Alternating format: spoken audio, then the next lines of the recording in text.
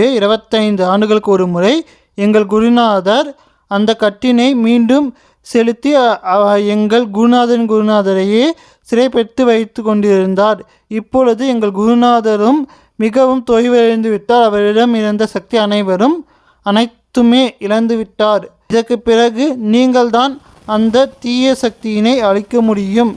அதற்கான பிறப்பு ரகசியம் என்னவென்று சொன்னார் என்றால், அந்த அரசனும் அந்த 3 தளபதிகளும் நீங்கள்தான் அந்த 3 நபர்களே என்று சொல்லினார். அப்பொழுது அந்த குடும்பத்தாரும் அந்த 3 நபர்களும் ஆச்சரியத்தில் உயர்ந்தார்கள். எப்படி என்று கேட்டார்கள். அப்பொழுதுதான் சொன்னார், முன்பே சொன்னேனே, எங்கள் குருநாதர் அந்த 3 நபர்களின் மீது மீண்டும் உயிர்த்தெழுதும் மந்திரத்தினை கொண்ட சொல்லினை சொல்லி பதித்தார் என்று. அந்த பதிப்பு தான் உங்கள் உடலின் மீது பதிக்கப்பட்டுள்ளது. நீங்கள் அன்றே